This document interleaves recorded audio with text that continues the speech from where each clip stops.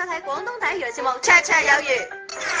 綽綽有餘特別節目郵輪之旅火辣登場，當家主持顧家峰同黃允瑤為你開心探秘豪華郵輪上面究竟有啲乜嘢好玩嘅、好食嘅，又會發生啲乜嘢趣事呢？今晚綽綽有餘為你揭曉。仲有郭富城、梁家輝又開戰，明星隨時開啟脫口秀同黃渤 PK 顏值，張智霖感嘆魔童玩直播上癮啦！好似黎智爆曾經收不良飯局邀請喎，跟住今日嘅星動態。近日喺堪稱10年香港警匪片最大陣仗《寒戰2》嘅全球首映禮上，導演梁樂文、陸劍青攜手郭富城、梁家輝、周潤發、楊采妮、文詠珊、彭于晏、李治廷、楊佑寧、周筆暢等強大嘅主創陣容齊齊亮相，真係令到現場嘅觀眾激動萬分呢！從2012年上映嘅《寒戰》第一部到而家，觀眾們就真係等咗4年咁耐噶噃。今次嘅豪華明星陣容就早就令到 fans 們迫不及待啦！各位右邊非常時期要非常報道，不依常規寒戰行動才可以捉拿李家軍。俺這次做錯了，咱絕不是死，能不能留這3年？你捉到李家軍，你得回答我什麼？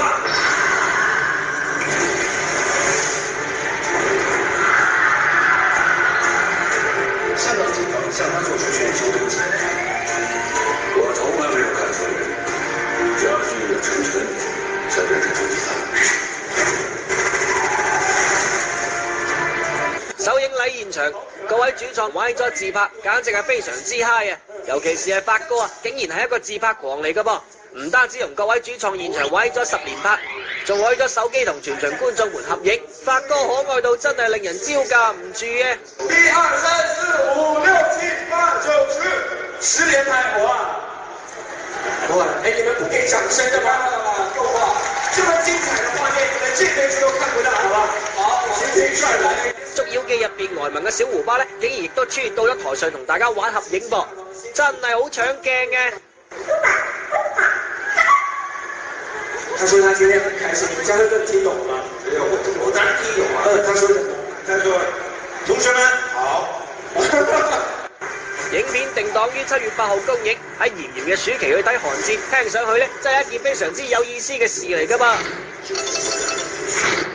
呢2個月嚟咧，寒戰啊真係到處宣傳啊，但係嚟嚟去去咧都係嗰幾味，行行企企影下相自拍咁樣樣，實在係冇咩新亮點啊！冇錯啊，上個月咧喺香港宣傳嗰陣咧就搞咗壇大龍鳳喎，話說咧就喺3分鐘之內睇下有幾多人一齊自拍，最高嘅世界紀錄咁樣話喎。不過咧雖然阿發哥中意自拍我哋都知啦，但係你每次宣傳咧都攞發哥中意自拍做噱頭，會唔會太悶呢？嗱，咁你係 too young too simple 啦，其實咧佢係為咗喺線下嘅傳播，你諗下各位 fans 攞到啲明星合照之後會點啊？梗係會發上網啦！一發上網咪達到咗2次宣傳嘅效果咯，實在係高啊！冇錯啊，講起呢個宣傳手法咧，仲有一個高招嘅喎，就係將藝人嘅名咧就直接植入喺節目名當中啊！好似郭家峰嘅風騷啦，子豪老師嘅子豪戀愛課堂啦，仲有鄧超嘅超劇場啦，一齊嚟睇下。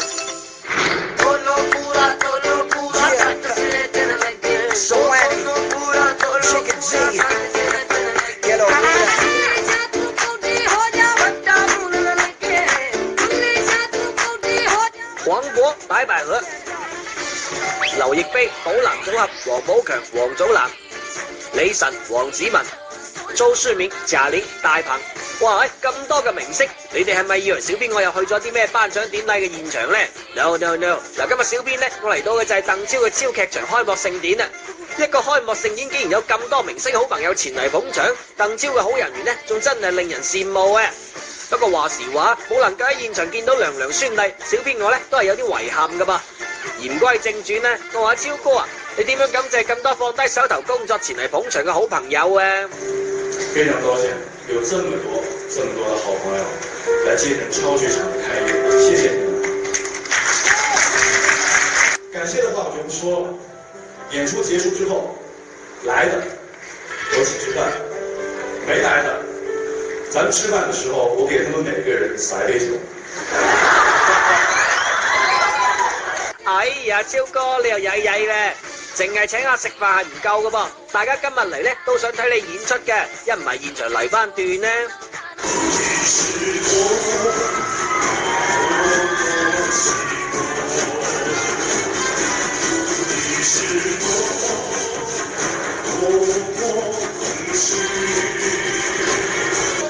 就結束啦，大家仲未睇過癮噃，再嚟翻段咧。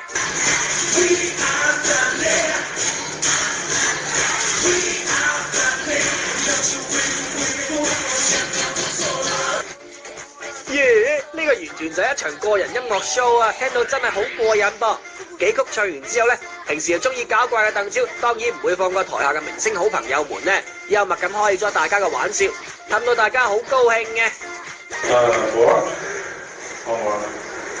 我內心非常尊敬的男演員，真的，在中國啊，我覺得唯一一個可以和我，在中國唯一一個可以和我 PK 顏值的男演員。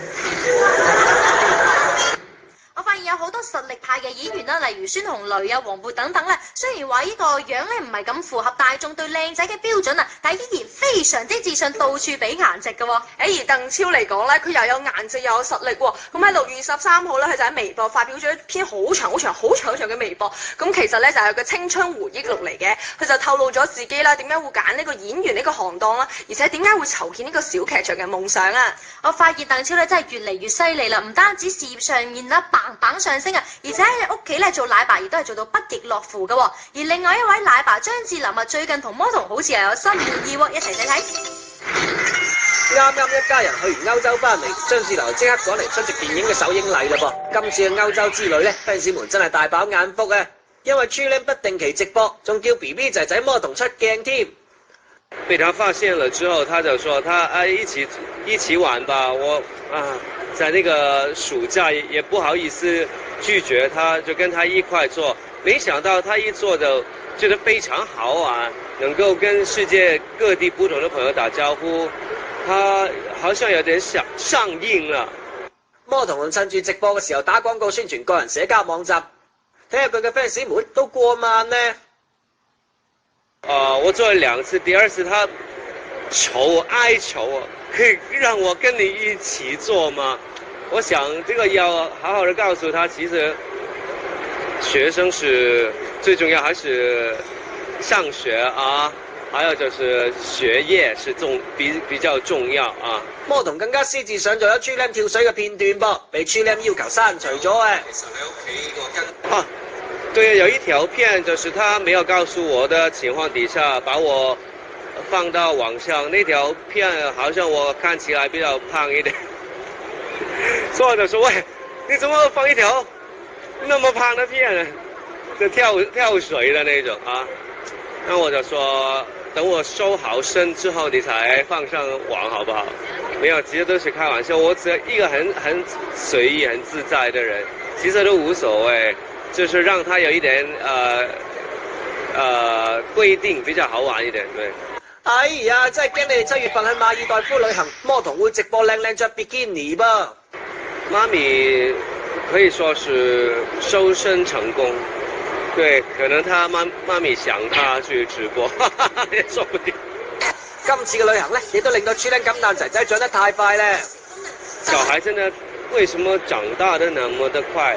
我記得之前跟他去旅行，跟他去假期，都是可以抱住他到處走，然後現在已經抱住他的手，他的腳都差不多着地了，好長，他的人好長，越來越高，然後大家玩的東西都越來越能夠一起玩。我覺得孩子如果能夠長大得慢一點，我會更開心，對。我中意隻兔仔嘅，因為其實佢係反派。忙完一路上有你之後咧，張智霖終於可以趁住暑假嘅時間啦，嚟陪下屋企人啦。所以你而家見到佢啲動態上面啦，全部都係旅遊影相，老婆仔仔真係24下好男人啦。冇錯啊，佢喺歐洲旅遊嗰陣咧，就同大家一齊玩直播啦。當中咧，佢嘅特別嘉賓咧就係個仔仔魔童啦。不過咧，全程咧都係魔童喺度搶鏡頭啊，仲好用流利嘅英語咧同大家打招呼啊，擺 pose 咁樣啊。而且仲有個特別提示啊，就要大家關注佢嘅 IG 賬號啊。所以話咧有一句話叫做龍生龍啊、鳳生鳳，張智霖同埋袁詠儀嘅仔仔魔童咧都未夠10歲嘅，就已經自帶發光體星二代網紅體質啦。冇錯啊，有時候咧真係好羨慕阿靚靚㗎，因為咧佢而家越嚟越幸福啦。等阿魔童大個之後咧，靚靚咧又多咗一個可以為自己買包嘅男人啦。啊，真係一個幸福嘅小女人啊！不過同樣另外一位幸福嘅小女人郭羨妮咧，最近又幫港台節目宣傳企台喎，一齊睇睇。郭羨妮呢日出席港台節目《隱私何價》啟播禮，佢直言話藝人嘅個人資料咧好容易被盜，手機號碼都唔例外，所以每日咧都會收到好多嘅怪來電噃。那個收的電話是一天，我想最少有5個以上，但是我是不聽的，我不會接聽這些電話的。郭羨妮更加曾經收過一啲邀請佢出席不良飯局嘅來電呢。我曾經收過一個女人的電話，我不知道她從哪裡拿到我的電話，然後我那時候也是很新的人，也很怕會影響香港小姐的名譽，所以我不敢不禮貌的對待她。然後她打過來說找我工作，找我吃飯，就是那種飯局的那種。我覺得是不乾淨的那種東西，沒有說價錢的問題，但是我覺得是那種人，然後我就把他交給 TVB， 然後他真的打給 TVB 的經理人，對，然後TVB 幫我搞定了。至於暑期就嚟到咧，郭羨妮咧亦都準備一家旅遊，咁會唔會趁住假期做人追二胎呢？這個都是聽天的安排吧，我們順其自然。早前盛傳《尋秦記》要開拍電影版，古天樂放話希望原班人馬出演噃。咁郭羨妮有冇收到邀請嘅？其實我從來都沒有收過任何的，真的有人叫我拍這些東西。如果有的話，再打算吧。你自己衰好啦，屋企人之前真係。第16屆電影華表獎咧已經落下咗帷幕啦，而今次好特別喎，由25個獎項咧就縮減至12個，特別咧就要恭喜晒華仔啦，因為咧佢奪得咗呢個優秀男演員獎。冇錯，其實呢個華表獎咧係作為電影獎當中嘅最高榮譽嚟㗎。咁除咗華仔攞咗呢個優秀男演員之外啦，佢拍攝嘅2部電影，一部《失孤》，另外一部咧《解救吳先生》，亦都係獲得咗10大優秀故事片之一嘅喎。冇錯啊，而且咧我最敬佩嘅咧就係佢喺頒獎典禮嘅現場啊，就為江蘇省嚟鹽城呢個龍捲風啦，同埋香港嘅火災喺度祈福啊，認真唔簡單啊。咁啊係啊，不過網友咧就有好多人講話，其實今次嘅頒獎咧水分太大啦，冇乜好睇嘅，仲不如睇我哋家風同埋尹瑤喺遊輪上面有啲咩趣事仲好喎。海洋航行者號係皇家加勒比海國際郵輪公司屬下嘅豪華郵輪之一，位於全球10大郵輪之列，亦都係亞洲最大嘅豪華郵輪，船噸位達到13.8萬噸，載客量超過3000人。本次郵輪航線從東方之珠香港上船，途經旅遊勝地廈門觀光，最後目的地將會到達美麗嘅海島旅遊城市日本沖繩。沿途嘅配套設施一應俱全，娛樂項目豐富，而最令人感嘆嘅就係海上航行過程中醉人嘅景色。身處繁華大都市嘅我哋，忙碌嘅生活對於我哋而言可能已經超載。6日5夜嘅行程唔單止係一次旅行，更加係一次心靈同埋軀體嘅釋放。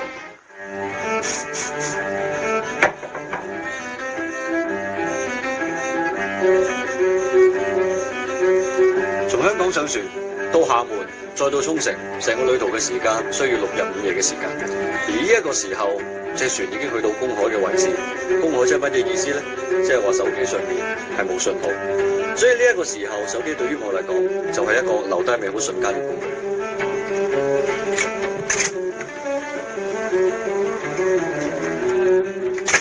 如果話想喺郵輪上面尋找片刻寧靜，圖書館就係你哋最想停留嘅角落。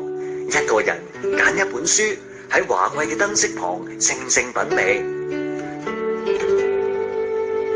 喺郵輪上面，可以見到比平時更加深藍嘅海洋，可以見到比陸地更加清澈嘅天空，更加可以感受到前所未有嘅自由自在。一張張油畫般嘅照片，將美麗嘅瞬間記錄落嚟。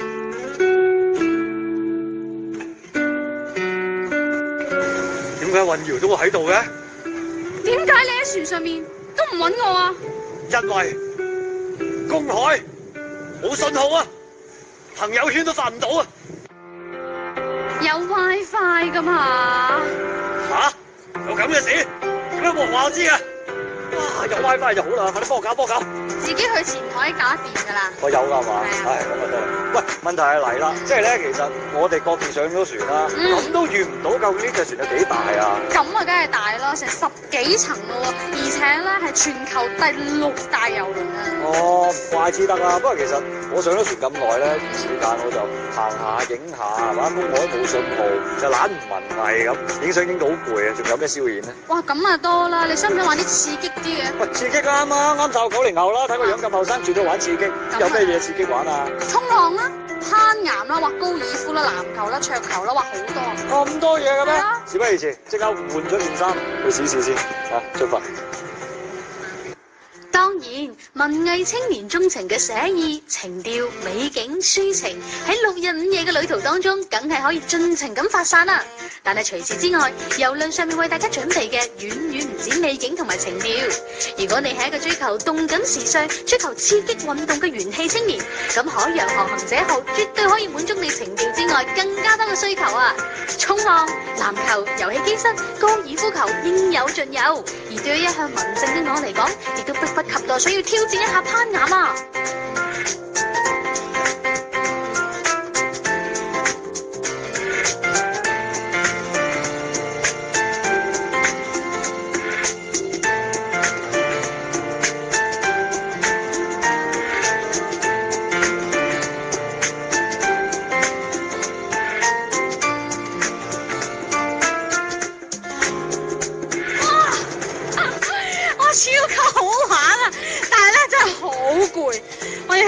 手臂酸到不得了，然之後一直喺度震，再加上我揀嗰條咧可能比較凹凸凸啲啊，所以咧爬嘅時候咧好難爬，而家夾硬搲住佢扣住嘅時候咧，佢隻手咧根本扣唔住。但係點講咧，真係好正，因為你喺上面睇嗰個感覺咧好開闊，正。既然小公主允瑤都突破自己，冇理由我唔嘗試一下攀岩㗎。經過一番努力之後，身材健碩瓜子面嘅我，可以話輕而易舉咁就登頂啦。不過當然啦，好似我呢啲身手矯健嘅運動健將，攀岩點能夠滿足我好動嘅心靈啦？所以攀岩結束之後，我梗係要去挑戰一下所有上咗郵輪嘅遊客都好想感受一下嘅甲板衝浪啦。同埋喺我身後嘅一個 low rider。即係話要征服海浪，可能好多人會覺得衝浪係要落海度玩嘅，其實唔係㗎。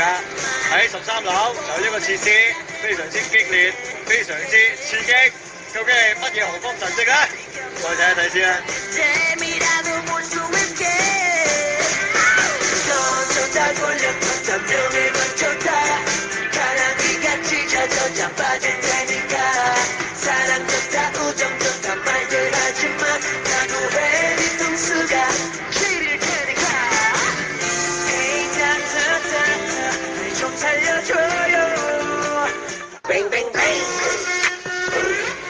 唉，家風你真係太瘀啦！見到你咁樣花式跌低咧，我哋靚仔有型嘅教練都不得不為你馬上展示乜嘢先至係甲板衝浪。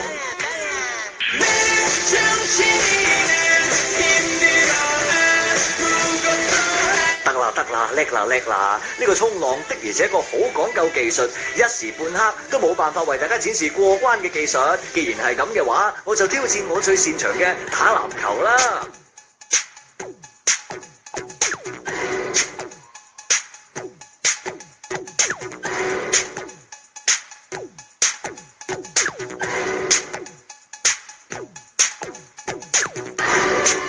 海天一色嘅景色下面打籃球確實係別有一番風味，但係作為一個有品味嘅 girl， 我認為打golf先至更加貼合我嘅 taste 啊！坐落喺郵輪11層嘅健身房，可以話上船旅客必去之地。唔單止健身器材眾多，設備先進，淨係健身房全景玻璃窗外嘅無敵海景景觀，都足以令到冇健身習慣嘅人士換上運動裝備行入健身房啦。對於我哋呢啲咁貪靚嘅女仔嚟講，嚟到健身房咧，第一時間慢跑。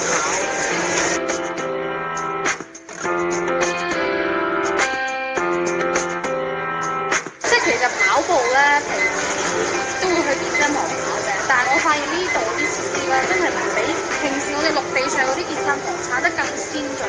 最緊要就係嚟到呢度心情好啦，仲有呢個咁靚嘅喎。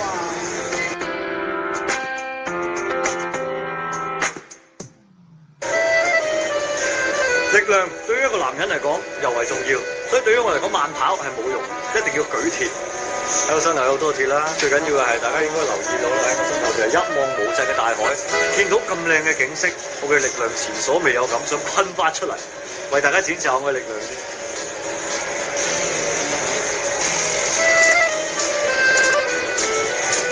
呢一邊可唔可以唔要？呢一邊就唔啱我哋啲正常玩嘅嗰啲變態嘅，我都係啱玩呢邊正常少少。啊，都幾有力量啊！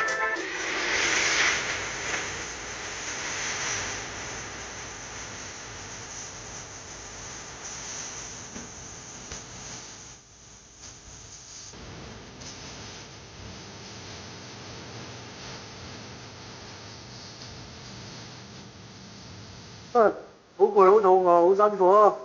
話咗你㗎啦，體能又唔係好喎，最後人引體向上舉啞鈴。我覺得你肯定係肚餓啊！食嘢啊食嘢！食嘢喂，邊度有嘢食先？我覺得咧，好似你咁嘅大食怪咧，應該去我哋嘅帆船餐廳食自助餐。自助餐咁巴閉？你睇下先。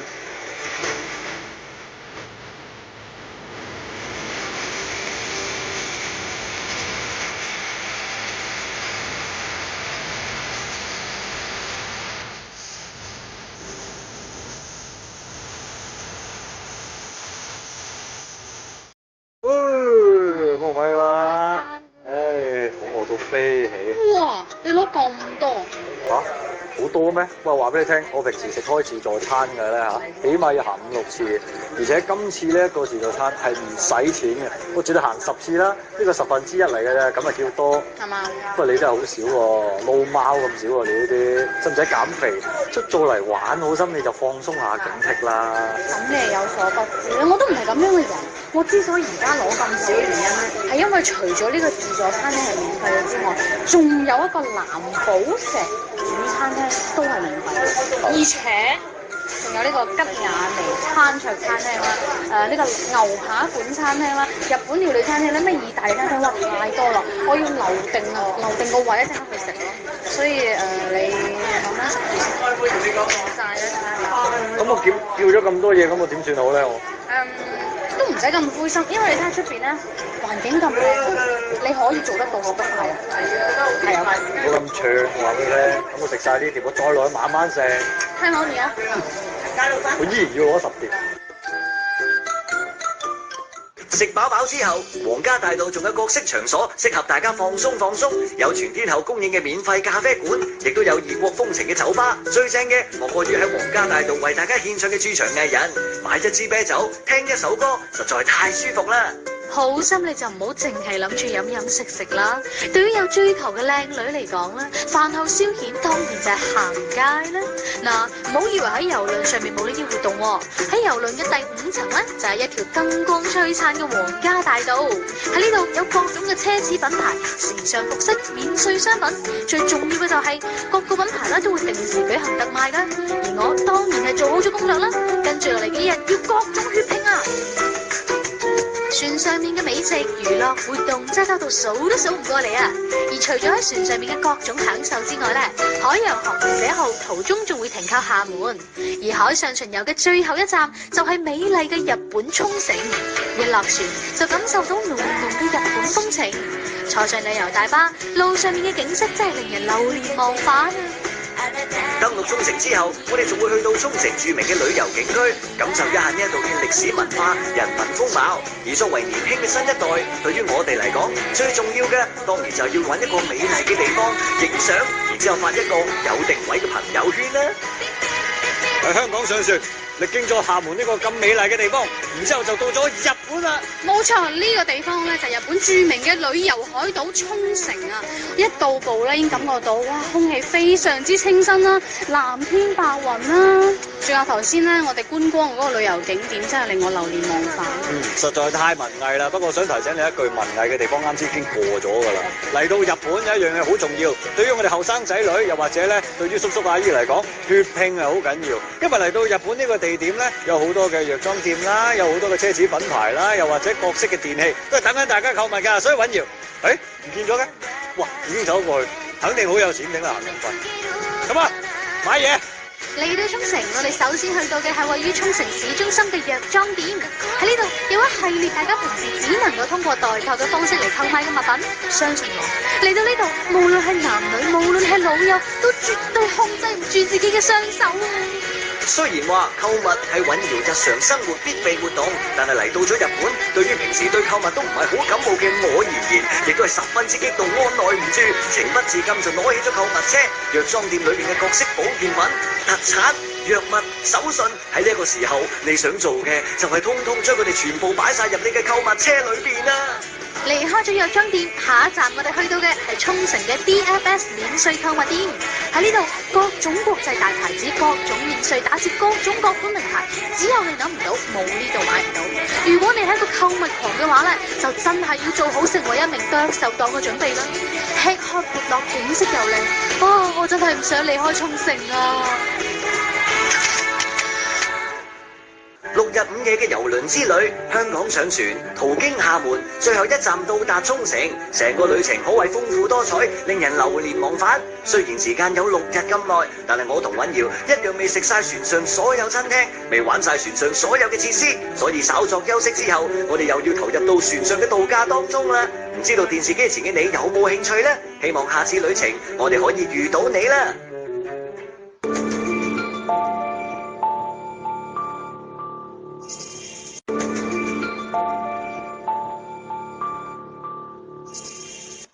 綽綽有餘又有福利啦！只要你掃描我哋屏幕下方嘅二維碼，登錄我哋嘅微信官方商城就可以購買最好飲嘅果汁酒啦！而且我哋仲會邀請你嚟到我哋嘅實體店參與試飲㗎。冇錯啦，喺呢度咧要提醒一下電視機前嘅觀眾朋友，飲酒就唔開車，開車就冇飲酒啦！而且咧我哋淨係接受年滿18週歲以上嘅觀眾朋友免費試飲㗎喎。冇錯，咁我哋今日嘅節目時間亦都差唔多啦。如果你想知道更多嘅娛樂圈精彩猛料咧，可以關注我哋騰訊同埋新浪嘅官方微博@GRT 綽綽有餘，以及我哋官方微信㗎。仲要關注本台官網荔枝台同埋梅枝推送 App。跟住落嚟仲有妹妹帶嚟豐富嘅粵港澳演出資訊，大家千祈唔好轉台啦！我哋係廣東第一娛樂節目綽綽有餘，下期見，拜拜。BigBang 真係太紅啦！每一次咧，妹妹都買唔到飛噶。今次我相信一定可以搶到飛噶，同大家一齊喺現場高聲尖叫。只要你肯搏，單車變摩托，相遇唔係偶然，搭訕先至係王道啊！子豪老師實力教大家搭訕必殺技。